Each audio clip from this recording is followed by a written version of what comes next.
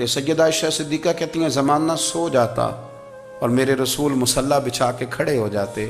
او یار کھیتی باڑی کر کے نہیں، محنت مزدوری کر کے نہیں. جناب عائشہ کہتی ہیں میں یہ بھی دیکھتی کہ حضور ایک آیت شروع کرتے تو ساری رات اسی کو پڑھتے، اور میری نظر جاتی تو قدم مبارک پہ ورم آ جاتا. یار نماز پڑھ پڑھ کے، اتنی مشقت کر کے، اتنی جد و جہد کر کے ورم آ گیا. یا رسول اللہ اتنی محنت کیوں کرتے ہو؟ فرمایا افلا اکون عبدا شکورا، کیا میں اپنے رب کا شکر گزار بندہ نہ بنوں؟ صحابہ کا ذوق عبادتوں کا، ریاضتوں کا، تلاوتوں کا، طبیعت ان کی، وہ ایک دوسرے کو. حضرت مولا علی شیر خدا کرم اللہ تعالی وجہہ الکریم کے زمانے میں روم کے بادشاہ نے کہا یار یہ مسلمانوں کا پتہ تو کرو، یہ آخر کیوں اتنے زیادہ مجاہد ہیں. اس زمانے میں جاسوس بھیجنے کا مزاج تھا. اب تو جاسوس پکڑا جاتا ہے، اب تو جاسوس اور جاسوسی کا شوق ویسے آج بھی ہے. عرض کروں تھوڑی سی بات اس عنوان سے. پتہ کیا ہمارا مسئلہ ہے؟ ہم جہاں جاتے ہیں نا وہاں تھوڑی خوشبو سونگنے کی کوشش کرتے ہیں. وہ کیا ہے تو یہ کیا ہے تو ادھر کیا ہے تو تھوڑا سا ادھر کیا ہے. میرے رسول پاک پڑھیے درود شریف، سارے پڑھیے ذرا زور سے صلی اللہ تعالی. نبی پاک علیہ السلام نے فرمایا جاسوسی نہ کرنا ورنہ تم بندوں کو خراب کر دو گے. اور فرمایا اس طرح نہ ہو کہ تم کسی کے اب کھول نہ نکلو تو تمہارے پہلے کھول جائیں. یہ جو ذوق ہے نا یہ ختم کریں، چھوڑیں. مطلب آپ کس چکر میں پڑے ہوئے ہیں؟ اتنی زیادہ توجہ کرنے کی کیا ضرورت ہے؟ کام سے کام رکھیں، اس میں بندہ تھوڑا سا نا آسان رہتا ہے. یہ جو بہت زیادہ ٹٹولنے والے لوگ ہوتے ہیں نا وہ بےچارے پھر عمر ٹٹولتے ہی گزار دیتے ہیں، اس لیے کہ مزاج ہی بہت پکا ہے. بوری کا منہ کھول کے اندر تک ہاتھ ڈالنا، تو پھر کئی دفعہ سامنے سے بچھو بھی لڑ جاتا ہے، خرابی ہوتی. تو جاسوسی کی جاتی تھی. اس نے بھی جاسوس بھیجے کیونکہ قبیلوں کے لوگ تھے، کچھ مسلم کچھ کافر، پہچانے نہیں جاتے تھے لوگ. تو کچھ لوگ اس نے بھیجے، انہوں نے آ کے نا تحقیق کی،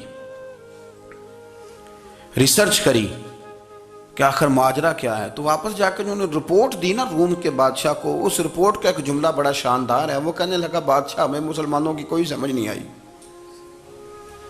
ہمیں کوئی سمجھ نہیں آئی. انہوں نے کہا کیوں نہیں سمجھ آئی؟ کہنے لگے یار عجیب بندے ہیں، جب رات مصلی پہ بیٹھتے ہیں تو یوں لگتا ہے ان کا دنیا سے رشتہ ہی کوئی نہیں، کوئی کسی کو نہیں جانتا. کوئی اپنے دکھ سنا کے رو رہا ہے، کوئی اپنی بات کر کے رو رہا ہے.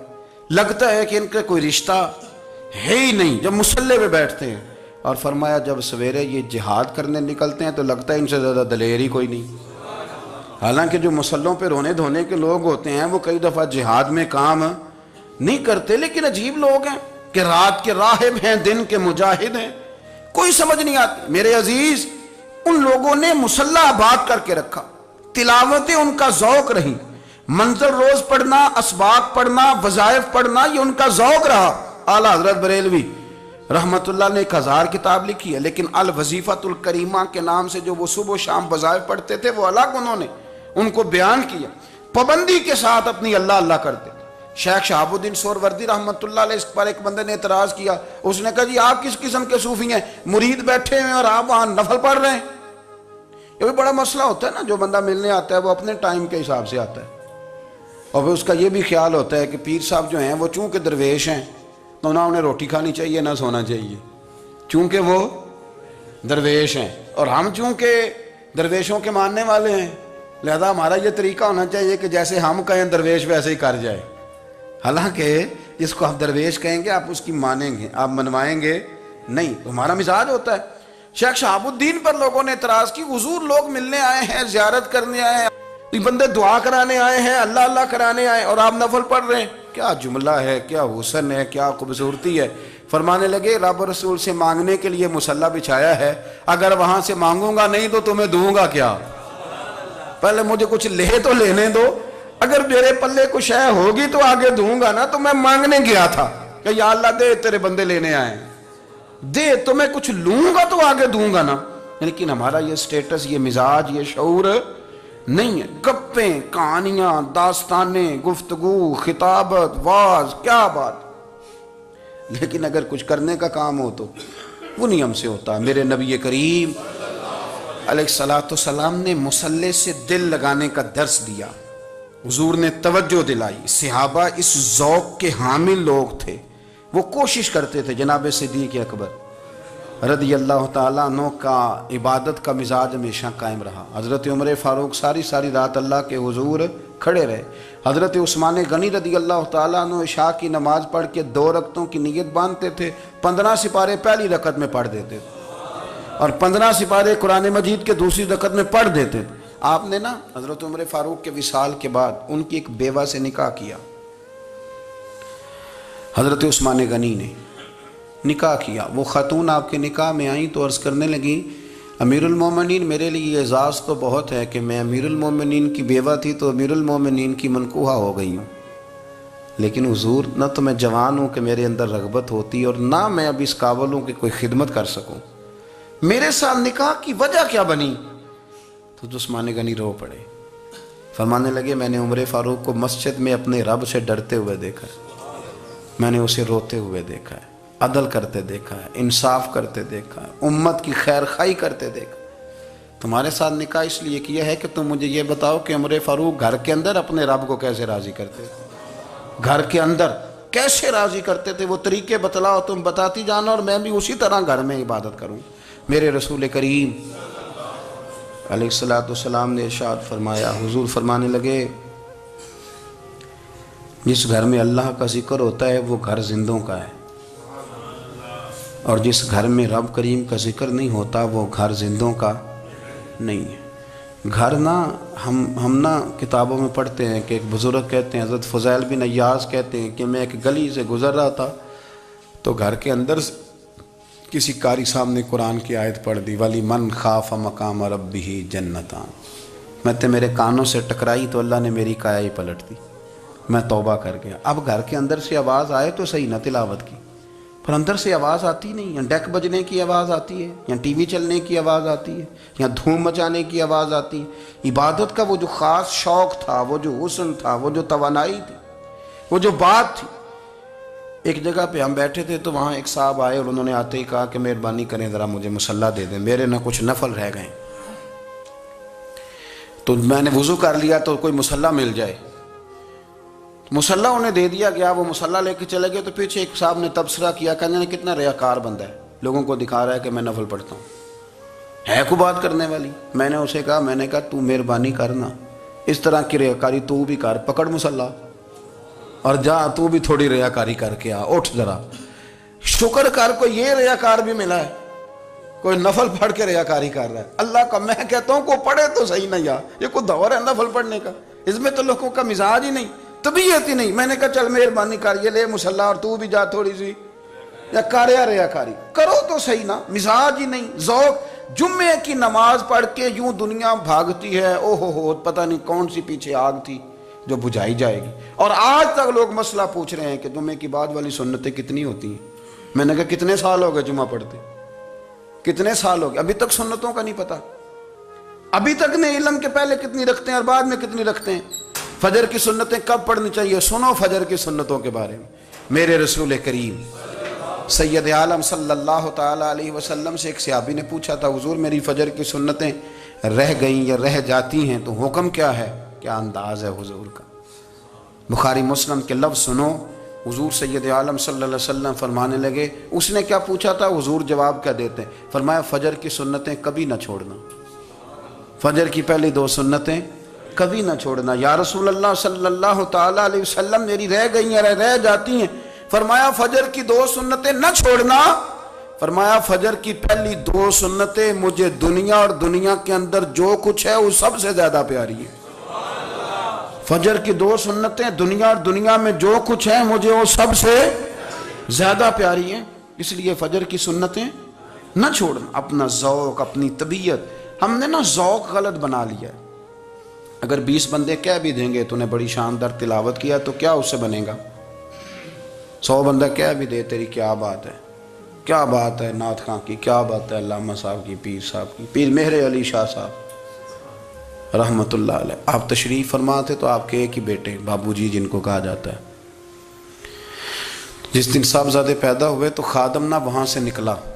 ان لوگوں کے شوق اور طرح کے تھے نا, تو ان کی توجہ بھی اپنے شوق کی طرف رہتی. تو خادم نکلا اندر سے, پیر صاحب مبارک ہو, پیر صاحب مبارک ہو, پیر صاحب مبارک ہو, پیر صاحب مبارک ہو, شور کر رہا ہے. تو پیر صاحب کو وجد ہو گیا، اللہ اکبر اللہ اکبر اللہ، وہ کیا ہوا، کس بات کی مبارک دے رہے ہو؟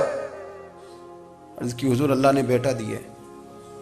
تو آپ فرمانے لگے اچھا حضور آپ کیا ہوا، آپ تو پریشان ہو گئے۔ فرمانے لگے جب تو نے 3 دفعہ کہا نا مہر علی کو مبارک ہو، تو میں سمجھا تھا شاید تجھے کسی نے بتا دیا ہے کہ مہر علی سے اللہ راضی ہو گیا۔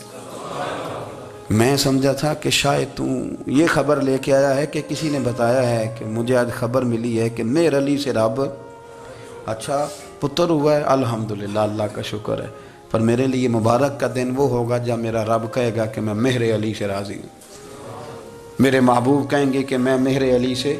آپ بات کو سمجھیں، شوق ہی کسی اور طرف تھا، دل ہی کہیں اور لگا ہوا تھا، طبیعت ہی کہیں اور مائل تھی۔ کوئی وظیفہ پوچھتے تھے تو پڑھتے تھے وہ لوگ، کچھ اللہ اللہ انہیں بتائی جاتی تھی تو کرنے کا ذوق رکھتے تھے، طبیعت تھی، قائل تھے۔ حضرت ربیع کہتے ہیں میں بڑی دور سے سفر کر کے گیا حضرت اویس کرنی سے ملنے، بڑی دور سے، اور جب میں پہنچا تو فجر کا وقت تھا، تو حضرت اویس کرنی کو میں نے پا لیا، تو وہ نماز پڑھ کے نا قرآن شریف لے کے بیٹھ گئے۔ فرماتے ہیں اشراق چاشت کا وقت ہوا تو نفلوں کی نیت باندھ لی۔ محدث ابن الجوزی نے لکھا ہے، فرماتے ہیں پھر جب زوال کا وقت ہوا تو مسجد میں جھاڑو دینے لگ گئے، زور کی نماز پڑھ کے تو عصر کی تیاری تک وہ مسجد میں بیٹھے رہے۔ اور میرے نبی پاک علیہ السلام نے فرمایا جو نماز کے انتظار میں بیٹھا ہو وہ نماز ہی میں ہے، وہ نماز ہی میں ہے۔ فرمایا میری دنیا میری امت کی جو رہبانیت ہے نا وہ اتنی ہے کہ نماز کا انتظار کرے، اذان کے بعد نماز کا یہ راہب ہے، یہ اس وقت چھوڑ کے بیٹھے ہیں سارا کچھ۔ فرماتے ہیں عصر تک انہوں نے اللہ اللہ کی، پھر مغرب تک کی، عشاء کی نماز ہوئی تو نماز پڑھی تو وہ تھک گئے۔ اب مجھے وہ فارغ ہوں مصلی چھوڑے تو میں ملاقات کروں نا، یہ آپ حیران نہ ہوں کہ اتنی دیر بندہ کیسے اللہ اللہ کر، ہم نے کی نہیں نا اس لیے ہم پریشان ہیں۔ جو عادی ہوتے ہیں وہ کر بھی لیتے ہیں، وہ یہ کام، میری بات کی سمجھ آ رہی ہے؟ جب جاتے ہو کسی دفتر میں تو 8 گھنٹے کھڑے رہ لیتے ہو نا، مجبوری ہوتی ہے تو کھڑے رہا جا سکتا ہے۔ پاسپورٹ کے دفتر بولیے، امیگریشن کی لائنوں میں، اور میں نے تو امبیسیوں میں بندے 12 گھنٹے پہلے جا کے کھڑے دیکھیں، رہ لیتے ہیں کھڑے۔ تو اگر ان کاموں کے لیے رہا جاتا ہے تو اللہ رسول کے لیے بھی کھڑے رہا جا سکتا ہے۔ تو فرمانے لگے کہ جب عشاء کی نماز کے بعد آخر انسان تھے، تھک گئے، نیند کا غلبہ ہوا تو تھوڑی ایسے آنکھ بند ہوئی تو کھلی تو رونے لگے۔ حضرت ویسے کرنی رو کے کہنے لگے مالک مجھے غافل تو نہ کر، ابھی میں نے کیا بھی کچھ نہیں، دن ختم ہو گیا، کوئی نفل نہیں، کوئی اللہ اللہ نہیں، اللہ مجھے غافل نہ کر، میری مدد فرما۔ فرماتے ہیں جب وہ روئے تو میرے ساتھ جو شخص تھا میں نے کہا اٹھو چلیں، کہنے لگا حضور ملنا نہیں، فرمایا جو میں لینے آیا تھا وہ مجھے مل گیا ہے، جو میں ان سے سیکھنے آیا تھا وہ مجھے نصیب ہو گیا، اب اور میں نے کیا لینا، ختم ہو گئی بات، اٹھو چلیں۔ اللہ کے بندوں نے حضرت ربیعہ بن کعب اسلمی رضی اللہ تعالیٰ عنہ فرماتے ہیں، کہتے ہیں جب بنو قریظہ اور بنو نذیر یہودیوں کے ساتھ حضور علیہ السلام نے جنگ کا اعلان فرمایا تو وہ دشمن ہو گئے، ہمیں خطرہ تھا کہ وہ رات کو کہیں محبوب کو تکلیف نہ دیں، تو کچھ لوگ نا تلواریں لے کے نبی پاک کے دروازے پہ پہرے داری کرتے تھے۔ گن مین رکھنا حرام نہیں، اگر کسی کو واقعی خطرہ ہو تو اس کے لیے سنت بھی ہے۔ حضرت علی المرتضیٰ تلوار لے کے حضور کے گھر کا پہرا دیتے تھے۔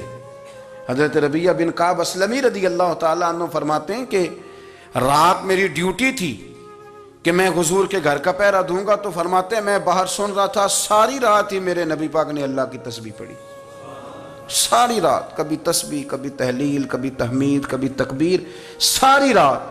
فرماتے ہیں ساری رات حضور پڑھتے رہے اور ساری رات ہی میں سنتا رہا، مجھے اونگ آ گئی، میری آنکھ لگ گئی، حضور ابھی پڑھ رہے تھے، میں تھک کے سو گیا، اور فرماتے ہیں جب میری آنکھ دوبارہ سے کھلی تو میرے کانوں میں پھر کوئی چیز گونجی، تو میں نے کان لگایا تو میرے حبیب ابھی بھی اللہ کو یاد کر رہے، ساری رات حضور رب کی عبادت کرتے۔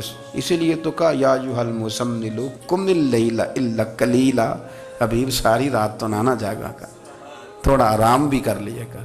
میرے بھائی اپنا مصلی، اپنی عبادات، اپنے وظائف، اللہ اللہ جو آپ نے کسی سے سیکھی ہے اس کو کبھی کمزور نہ ہونے دیں۔ شجرہ شریف جو کسی بزرگ سے آپ لے لیتے ہیں تو کیا رسم ہے کوئی؟ اس پہ کچھ لکھا ہوتا ہے، وہ پڑھنے کے لیے دیا جاتا ہے، اس پہ لکھا ہوتا ہے کہ یہ اللہ اللہ آپ نے کرنی ہے۔ ساری زندگی کسی اسکول میں داخل ہو گئے اور وہاں جا کے آپ نصاب ہی نہ پڑھیں، کتاب ہی نہ کھولیں تو پاس ہو جائیں گے؟ وہ کہتے ہیں میں 20 سال جاتا رہا ملا کچھ نہیں، تو آپ نے لیا کیا ہے؟ ایک اتنی سی کتاب تھی، اس کو تو کھول کے آپ دیکھ نہیں سکے، اس کے وظائف تک تو رسائی نہ ہوئی، اس لیے کہ اللہ اللہ کرنا مشکل ہے اور تصویر کھنچانا یہ آسان کام ہے۔ تو جو آسان ہے اس طرف ہماری توجہ لگی رہتی ہے اور جو مشکل ہے اس طرف ہم ذوق پیدا نہیں کرتے۔ یا ایھا الناس اعبدوا ربکم الذی خلقکم والذین من قبلکم لعلکم تتقون، اے لوگوں اس رب کی عبادت کرو جس نے تمہیں پیدا کیا اور تم سے پہلوں کو پیدا کیا، اس لیے عبادت کرو کہ تم پرہیزگار ہو جاؤ گے۔ مالک سمجھنے کی توفیق عطا فرمائے۔